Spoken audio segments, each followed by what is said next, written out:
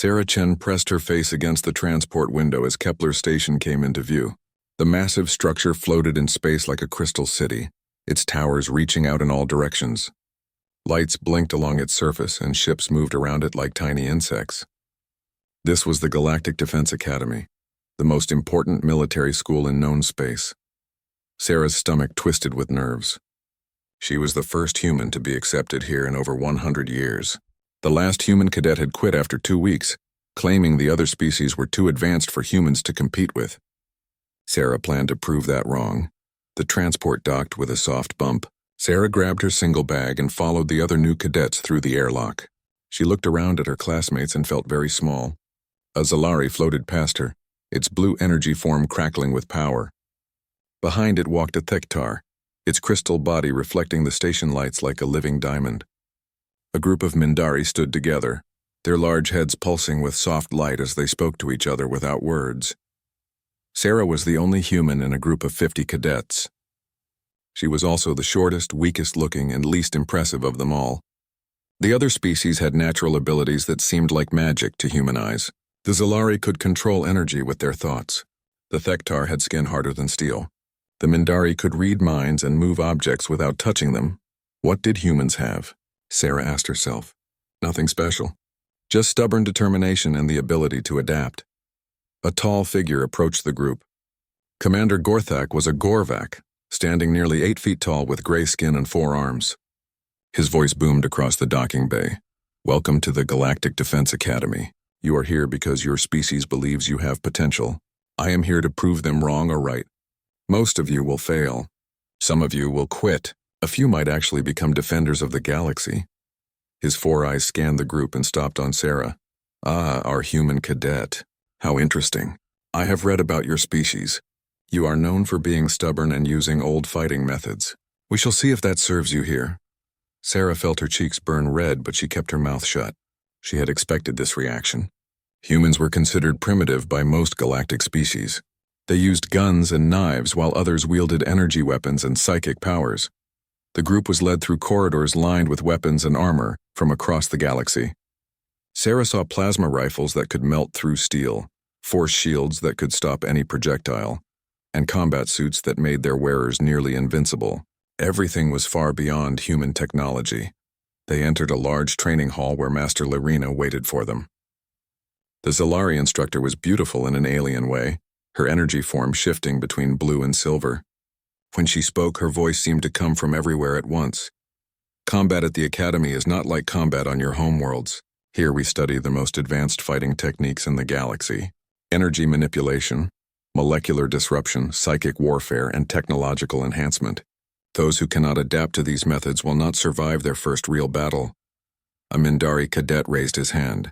Master, what about species that rely on primitive physical combat?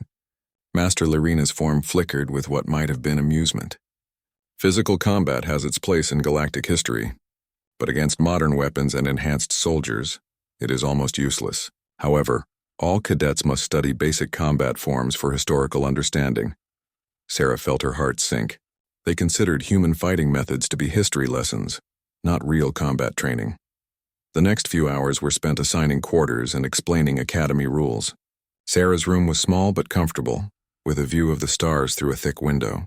Her roommate was a Zalari named Zira who seemed friendly enough. I have heard about humans, Zira said, her energy form pulsing gently. Your species fought many wars on your home planet. You must know much about combat. Some, Sarah replied carefully. We learned to fight because we had to.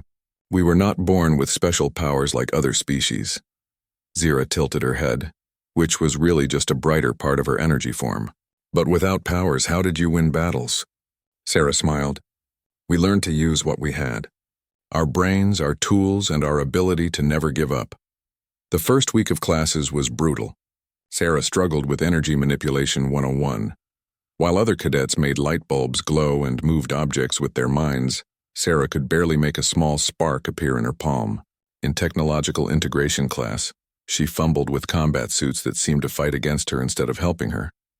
But Sarah noticed something interesting. In Tactical Analysis class, she performed better than most other cadets. When presented with battle scenarios, She could quickly spot weaknesses and come up with creative solutions. Her instructor, an elderly Thektar named Professor Vexen, seemed impressed.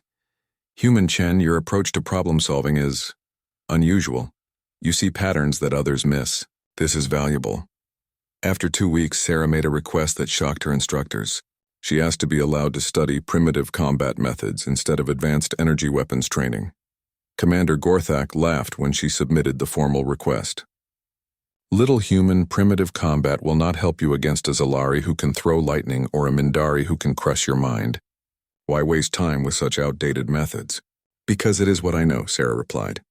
"If I am going to be useful to the galaxy, I need to use my strengths, not try to copy what others do better." Master Larina was less amused. "Combat at this academy follows established protocols. We train soldiers for modern warfare, not museum pieces." But Professor Vexen supported Sarah's request. "Let the human study what interests her. Perhaps she will learn something useful about her own limitations." So Sarah was given access to the Academy's historical combat database. She spent hours each day studying videos of human martial arts, boxing, wrestling, and military hand-to-hand combat. The other cadets thought she was wasting her time.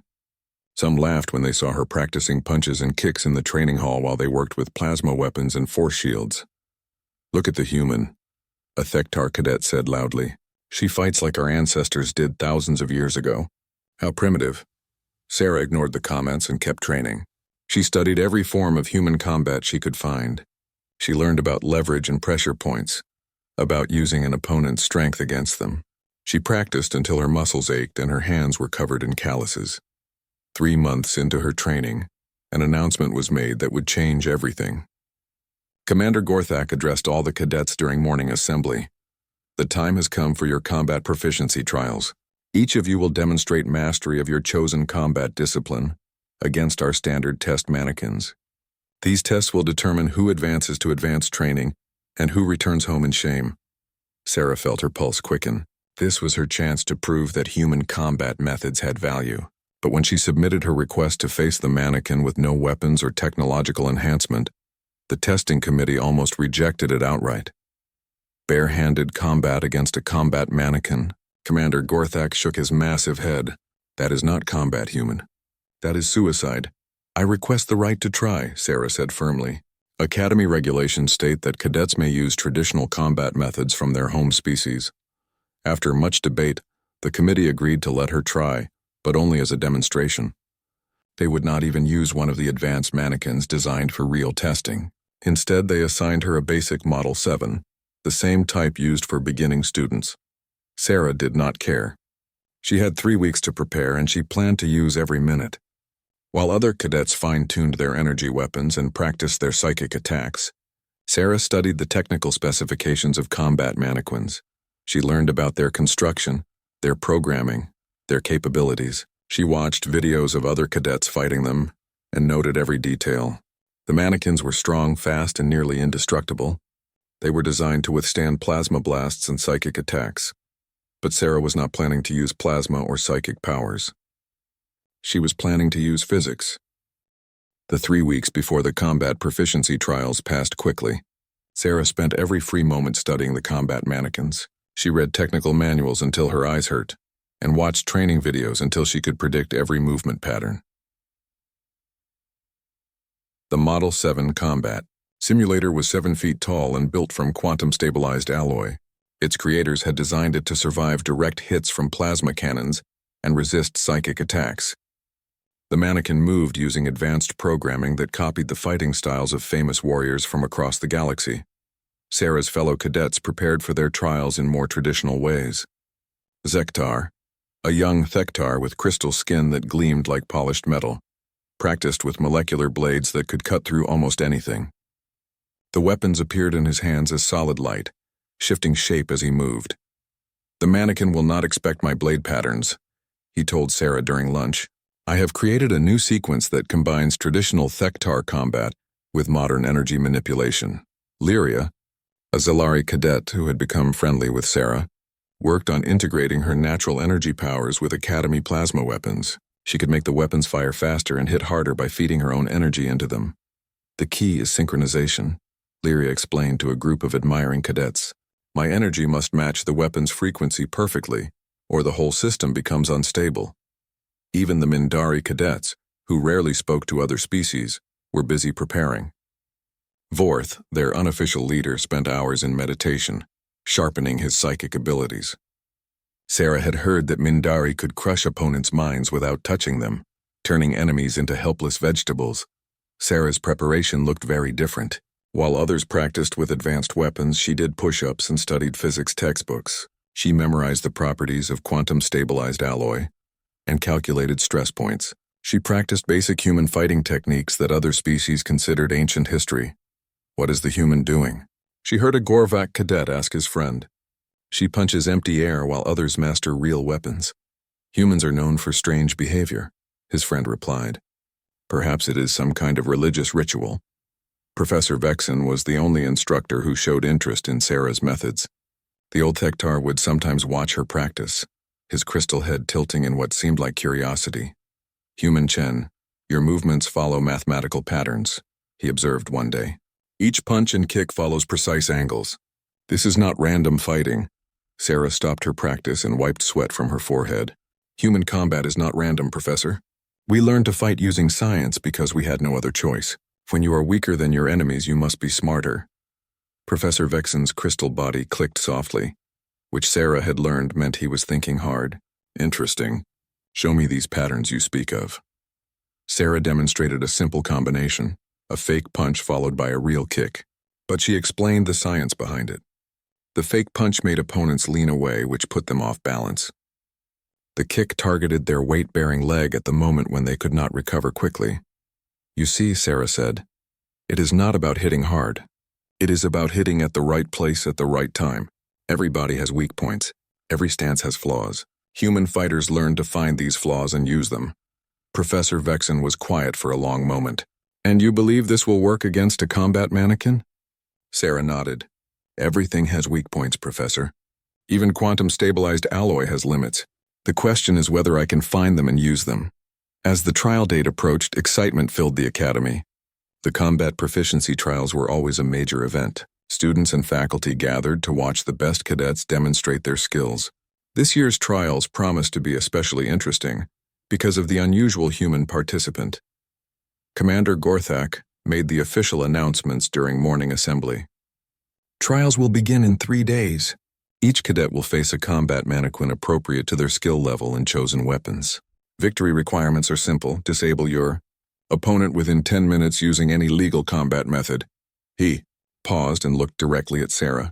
Cadet, Chen has requested to face her. Mannequin using primitive hand-to-hand combat. While this is unconventional, Academy regulations permit the use of traditional species combat methods. Her trial will serve as a demonstration of human fighting techniques for educational purposes.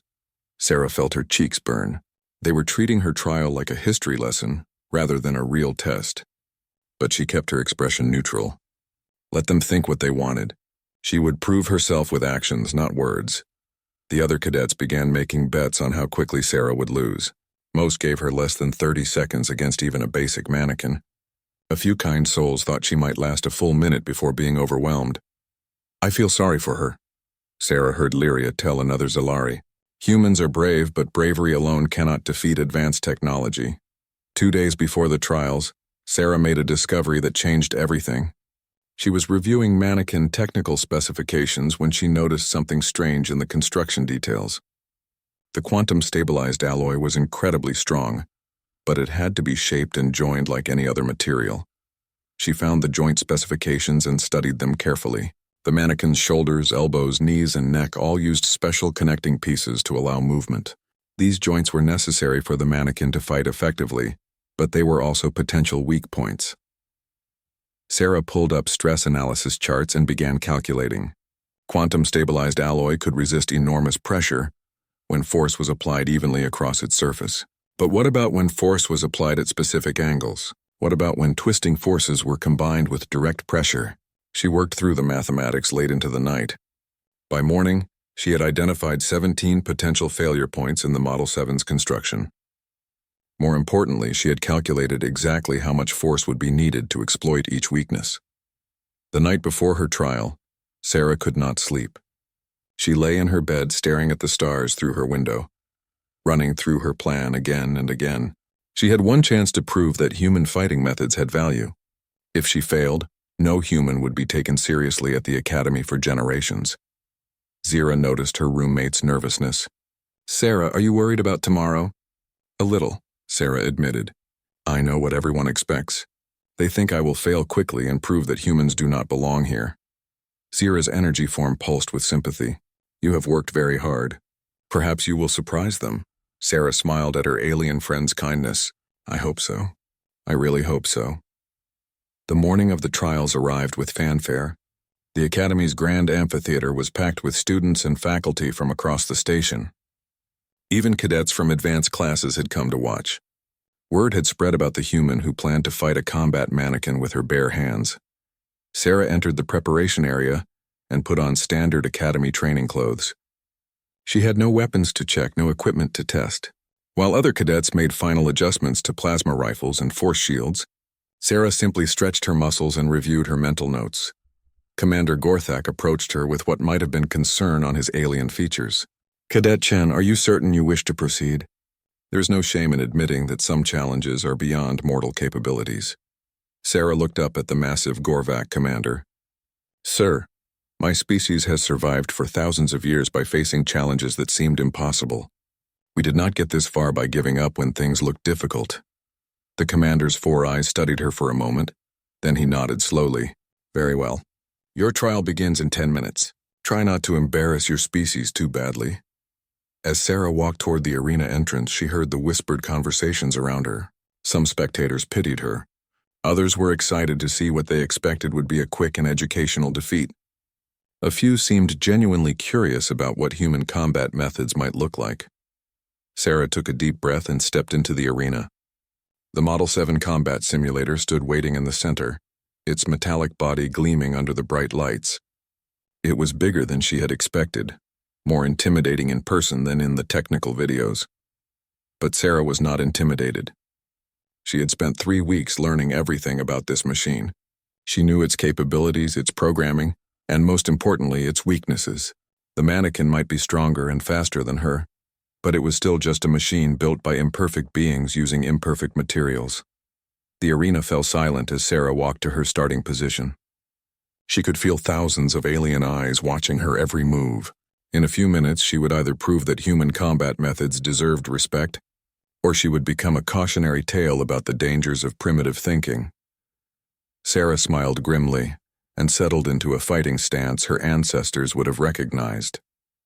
It was time to show the galaxy what humans could do when they stopped trying to copy others and started being themselves. The grand amphitheater fell completely silent as the trial began. Sarah stood 20 feet from the Model 7 combat simulator, her hands empty, her body relaxed but ready. The mannequin towered over her, 7 feet of gleaming metal and advanced technology. Its optical sensors glowed red as it scanned her for weapons and found none. In the viewing stands, Commander Gorthak activated the trial systems. Combat proficiency trial beginning. Cadet Chen versus Model 7 combat simulator. Trial duration, 10 minutes maximum, begin. The mannequin moved first, just as Sarah had expected. Its programming followed standard combat protocols. Evaluate the threat, close distance, neutralize the opponent. It stepped forward with mechanical precision, its heavy feet making the arena floor vibrate. Sarah did not move toward it. Instead, she began to circle slowly, keeping her distance. The crowd murmured with confusion. Some had expected her to charge forward bravely. Others thought she would try to run away. No one expected her to just walk in circles, but Sarah was not wasting time. She was reading the mannequin like a book written in a language only she could understand. Every step it took revealed information about its balance systems. Every turn showed her how its joints moved under load. Every adjustment of its posture told her about its center of gravity. The mannequin tried to close the distance again, moving faster this time. Sarah darted away, always staying just out of reach. She was not running from fear, she was gathering data. The mannequin's programming made it predictable. It would try direct approaches first, then switch to more complex attack patterns if those failed. "Why does she not attack?" a Zalari student whispered to her friend. "The mannequin is not even defending itself." Master Lorena floated near the arena control panel. her energy form flickering with what might have been frustration. The human appears to be afraid. This demonstration is becoming embarrassing, but Professor Vexen watched with growing interest. His ancient crystal mind recognized something others missed. She is not afraid, he said quietly. She is learning. Sarah completed her third circle around the mannequin and finally stopped. She had seen enough. The Model 7's movement patterns followed exactly the specifications she had studied. Its balance algorithms prioritized stability over speed. Its joint systems moved within predictable ranges. Most importantly, its designers had never considered what would happen if someone attacked the machine itself instead of trying to overpower it. The mannequin made its decision and charged forward, arms extended to grapple. This was its standard response to opponents who avoided direct combat. Sarah waited until the last possible second, then moved. What happened next defied every expectation in the amphitheater. Sarah did not try to block the mannequin's charge or meet force with force. Instead, she flowed around it like water around a stone. As the machine's momentum carried it past her, she placed one hand on its back and applied pressure at a precise angle. The mannequin stumbled slightly as its balance system struggled to compensate. The crowd gasped. No one had ever seen a combat mannequin lose its balance even for a moment. Sarah smiled grimly. The stumble confirmed what her calculations had predicted. The mannequin's balance systems could handle direct impacts and straightforward physics, but they were not designed to deal with subtle redirections of force applied at exactly the right moment. The mannequin recovered and turned to face her again. Its programming analyzed what had happened and adjusted its approach. It would be more careful now, more defensive, but Sarah's confidence grew with every second. The machine was learning, but she was learning faster. This time, when the mannequin approached, it moved more slowly and kept its guard up. Sarah waited for it to get close, then launched what looked like a simple punch toward its chest. The mannequin's defensive systems activated automatically, raising its arms to block. But Sarah's punch was not aimed at the mannequin's chest.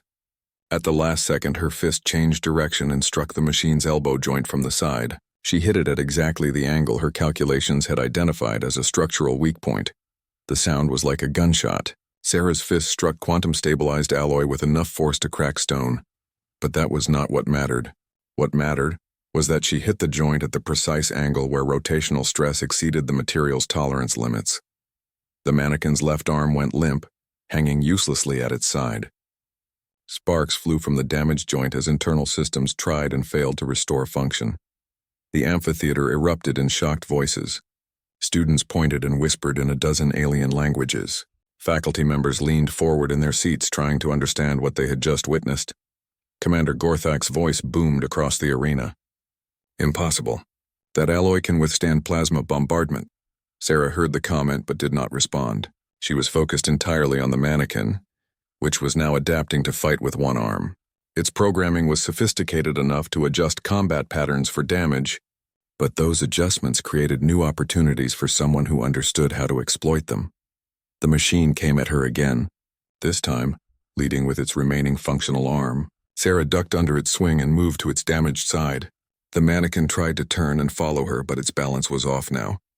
The dead weight of its useless arm affected every movement. Sarah struck again, this time targeting the mannequin's knee joint. She did not kick it directly, which would have accomplished nothing against such strong materials. Instead, she struck it from the side while simultaneously pulling on the machine's damaged arm. The combination of forces created a twisting motion that the joint was never designed to handle. Another crack echoed through the arena. The mannequin's left leg buckled and it crashed to one knee. More sparks flew as internal systems failed. Now the crowd was completely silent. No one spoke. No one moved. They were witnessing something that should have been impossible. A small human destroying an advanced combat machine using nothing but her bare hands. But Sarah was not finished. The mannequin was damaged but still functional. Its programming was trying to adapt to fighting from a kneeling position. Sarah could see its optical sensors tracking her movements, calculating attack angles, preparing for a last desperate strike. She decided to end it quickly. Sarah approached the kneeling mannequin from behind, moving just outside its sensor range. The machine's programming was focused on threats from the front and sides. It did not expect an attack from directly behind. especially not the kind of attack Sarah was planning. She placed both hands on the mannequin's head and found the pressure point she had identified in the technical specifications. Every humanoid combat mannequin had the same basic design flaw, a central power coupling located at the base of the skull where it would be protected by the head and neck armor. But protection worked both ways. The same armor that kept the coupling safe also meant it could not be easily accessed for repairs. The designers had assumed no enemy could generate enough precise force to damage such a well-protected component. They had never met a human who understood leverage. Sarah positioned her hands exactly as she had practiced, and applied force in a specific twisting motion. She was not trying to crush the coupling with brute strength. Instead, she was using the mannequin's own head as a lever to multiply her force and focus it on the coupling's weakest point. For a moment, nothing happened. The quantum-stabilized alloy held firm, just as its designers had intended. But Sarah had calculated the exact amount of force needed, and she had positioned herself to apply that force with scientific precision. The coupling snapped. The mannequin's head tilted at an impossible angle as internal connections severed. Its optical sensors went dark. Its body swayed for a moment, then toppled forward with a crash that shook the arena floor. Sarah stepped back from the wreckage, breathing hard, but uninjured. Around her, the greatest combat mannequin the Academy had ever built lay in pieces. Its left arm hung by damaged cables. Its left leg was bent at an unnatural angle. Its head was twisted almost completely around. She had not just defeated it. She had destroyed it so completely that it would never function again. The silence in the amphitheater stretched on for long seconds. Then someone began to clap. Others joined in. Within moments, the entire arena was filled with thunderous applause from species who had never seen anything like what they had just witnessed. But even as they applauded, Sarah could see the questions in their alien faces. How had she done it? How had a primitive human destroyed advanced technology that should have been indestructible? Sarah looked up at the viewing stands and found Professor Vexen's crystal form. The old Thektar was staring at her with what she hoped was respect rather than fear. She had proven her point. Human combat methods were not primitive. They were fundamental. While other species had developed powers that let them ignore basic physics, humans had been forced to master those same physics and turn them into weapons. The Academy had doubted barehanded combat. She had snapped their test mannequin in two. Now came the hard part, explaining how she had done it. Within an hour of Sarah's demonstration, the Academy's science department was in chaos. Dr. Vexani, the chief science officer, had called an emergency meeting of all senior researchers. The wreckage of the Model 7 mannequin lay spread across 3 examination tables in the main laboratory. "This should not be possible," Dr. Vexani said for the 5th time. Her Thektar body clicked with agitation as she studied the damage patterns. Quantum-stabilized alloy does not fail from kinetic impact. The molecular bonds are too strong. Professor Vexen examined the mannequin's destroyed elbow joint through a high-powered microscope. Yet here we see clear evidence of structural failure. The joint separated cleanly along the primary stress lines. Dr. Keth Ora, a Mindari physicist, floated nearby with her large head pulsing with thought patterns. "I have analyzed the arena recordings frame by frame. The human applied force for exactly 0.3 seconds. The total energy involved was less than what a Zalari child could generate." "Then how did she accomplish this?" Dr. Vexani demanded. The answer came from an unexpected source.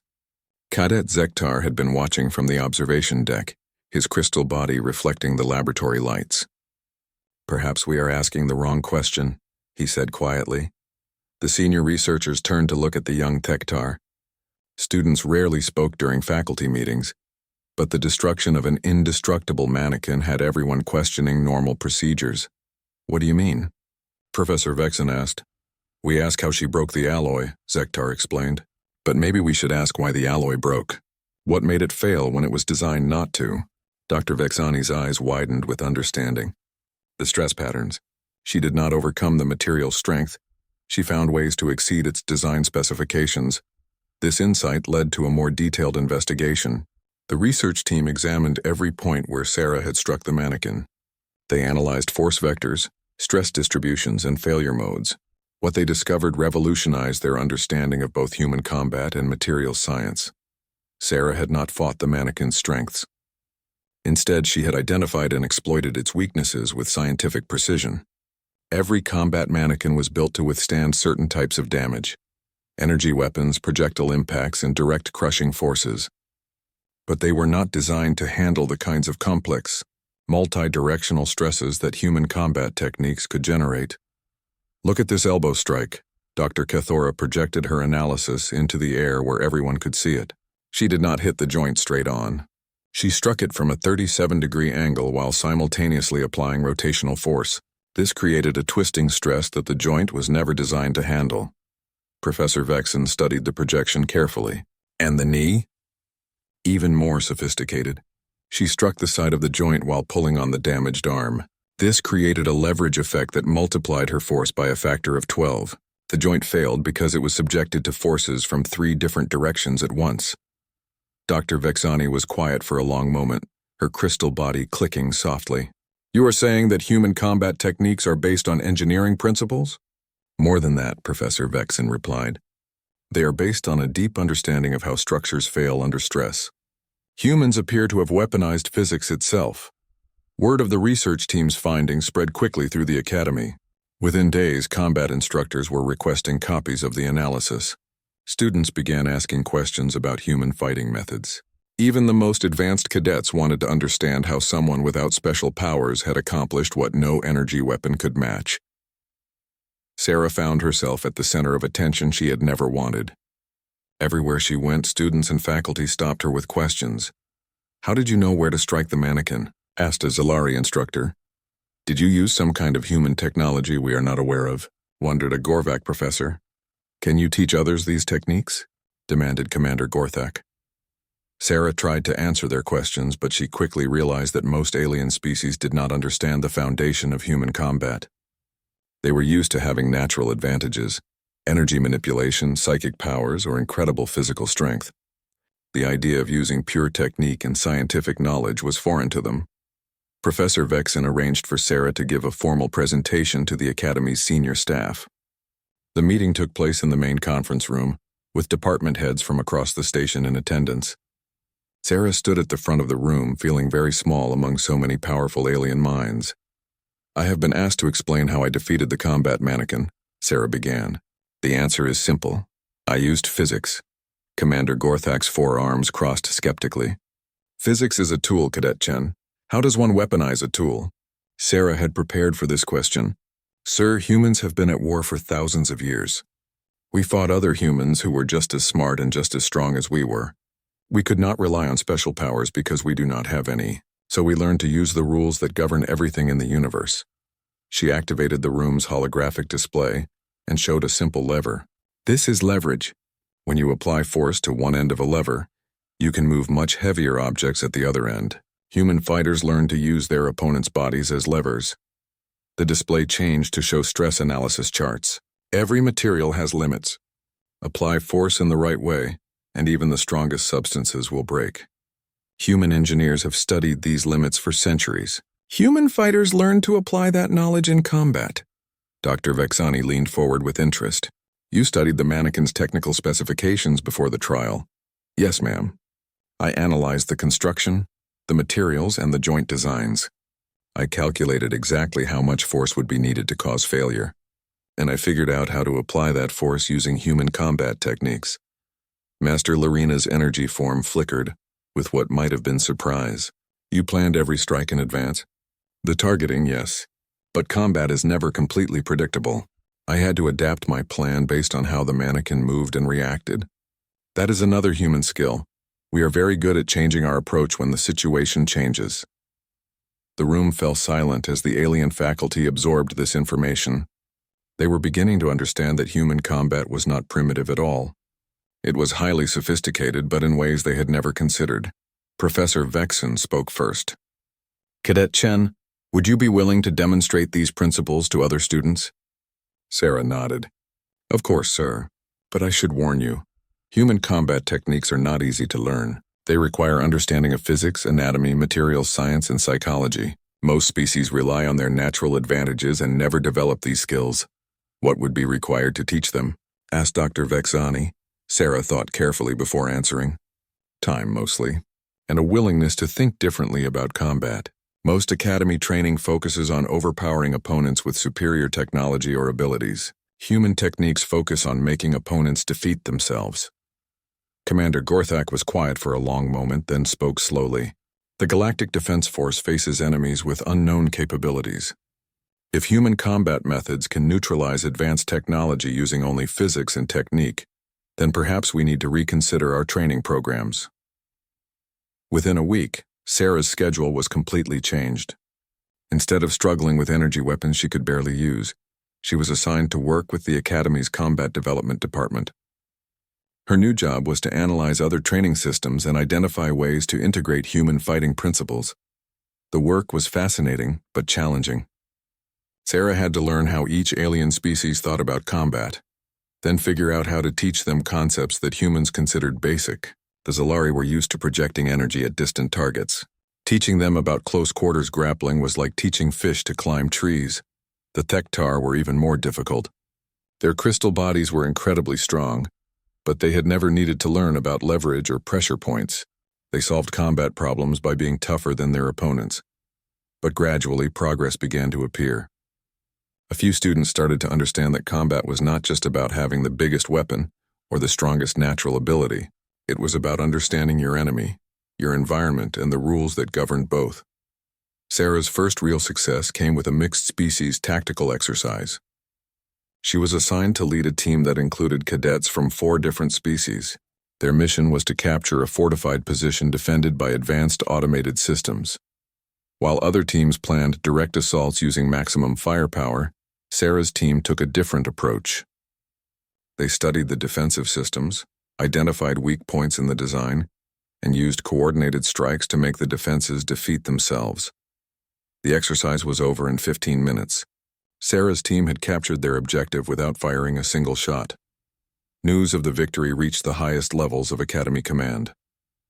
For the first time in generations, military leaders began to seriously consider what humans might contribute to galactic defense. Beyond their reputation for stubborn determination, Sarah, Chen had proven that primitive techniques could defeat advanced technology. Now she had to prove that other species could learn to think like humans. 6 months after Sarah broke the combat mannequin, the Galactic Defense Academy looked very different.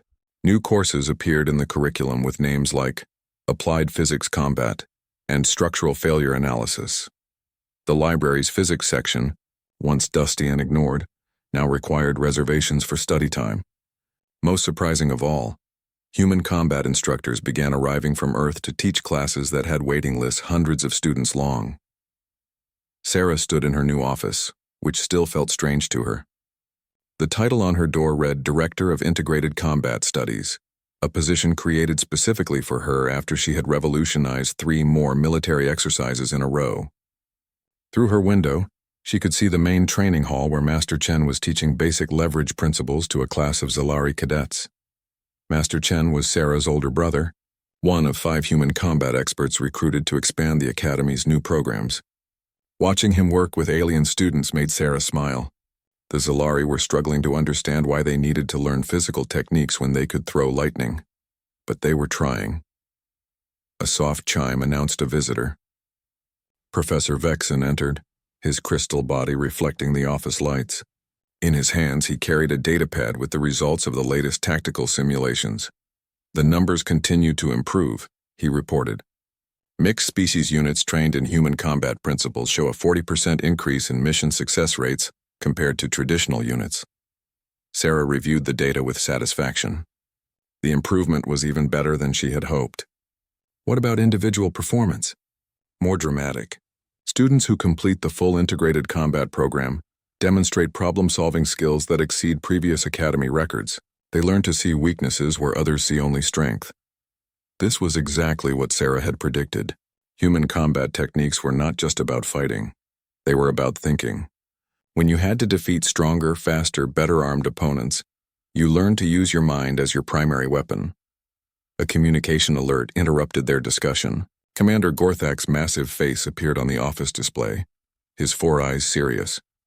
Director Chen, we have received a priority message from Galactic Command. Fleet Admiral Korath requests your immediate presence for a strategic consultation. Sarah felt her stomach tighten. Fleet Admiral Korath was the supreme commander of all galactic defense forces. If he wanted to speak with her personally, something important was happening. What kind of consultation, sir? Unknown. The Admiral's message contained only coordinates and a departure time. You leave in 2 hours. After the connection ended, Professor Vexen's crystal body clicked with what Sarah had learned was excitement. A personal summons from Fleet Admiral Korath. This is unprecedented for someone of your rank. Sarah packed quickly and made her way to the transport bay. The ship waiting for her was a military courier vessel, fast, armed, and designed for important missions. As they jumped to hyperspace, Sarah wondered what crisis could require her specific expertise. The answer came when they arrived at the fleet staging area. Hundreds of ships filled space around a massive command station, but these were not the usual patrol vessels and training ships Sarah was familiar with. These were frontline warships armed and ready for battle. Fleet Admiral Korath met her personally at the docking bay. The ancient Gorvak was even more imposing than Commander Gorthak, with scars from a dozen campaigns marking his gray skin. His reputation was legendary. He had never lost a battle in 50 years of service. Director Chen, his voice boomed through the bay. Thank you for coming quickly. We have a situation that requires unconventional thinking. He led her to the command center where holographic displays showed a star system she did not recognize. Red markers indicated enemy positions, while blue markers showed galactic defense forces. The tactical situation looked grim. 3 days ago, this system was invaded by an unknown enemy force, Admiral Korath explained. They use technology we have never seen before. Our best weapons cannot penetrate their defenses. Our most advanced tactics have been completely ineffective. Sarah studied the displays carefully. The enemy fleet was much smaller than the galactic forces, but they had destroyed or disabled every unit sent against them. Their ships seemed to shrug off plasma bombardment and energy weapons that should have vaporized them instantly. What makes you think I can help, Admiral? The Gorvak leader's 4 eyes focused on her intently. Because your methods at the Academy suggest that you understand something the rest of us have forgotten. You defeated technology that should have been unbeatable by refusing to fight it on its own terms. You want me to find the enemy's weak points? Exactly. Our scientists insist their ships are impossible. Our tactical experts say their defenses cannot be breached. But 6 months ago, our scientists said the same thing about combat mannequins. Sarah spent the next 12 hours studying everything the fleet had learned about the enemy. Their ships were built from materials that seemed to absorb energy weapons completely. Their tactics were unlike anything in galactic military databases. Most frustrating of all, they had not responded to any attempts at communication. But as Sarah analyzed the data, patterns began to emerge. The enemy ships moved in specific formations. They always positioned themselves near large gravitational bodies like planets or moons. Most tellingly, they avoided certain types of space, areas with high radiation or unusual electromagnetic fields. Admiral, Sarah said during the morning briefing, I think I understand what we are dealing with. The command staff turned to listen. Sarah activated the holographic display and highlighted the enemy movement patterns. These ships are not just using unknown technology, they are using technology that requires very specific conditions to function. Notice how they stay near massive objects. That suggests their power systems depend on gravitational fields. Admiral Korath's scarred face showed interest. Continue. And look at how they avoid radiation fields. Their energy-absorbing armor probably has limits. Too much electromagnetic interference and it might stop working properly. Sarah pulled up a tactical map of the system. Here is what I propose. We stop trying to fight their strengths and start attacking their weaknesses. Instead of using bigger weapons, we use the environment against them. The plan Sarah outlined was unlike anything in standard military doctrine. Instead of direct assault, she suggested using the system's own characteristics as weapons. Gravity wells could be manipulated to disrupt enemy formations. Radiation from the local star could be focused and concentrated. The enemy's dependence on specific conditions could be turned against them. This is highly unconventional, admitted Admiral Korath. But conventional methods have failed completely. We will attempt your strategy. The battle that followed became legend in galactic military circles. Instead of massive ship-to-ship combat, it became a contest of physics and engineering. Human-trained tactical officers identified weak points in enemy positioning. Mixed-species crews use techniques learned at the Academy to turn enemy advantages into disadvantages. The breakthrough came when Sarah's team realized that the enemy ship's energy absorption had a fatal flaw.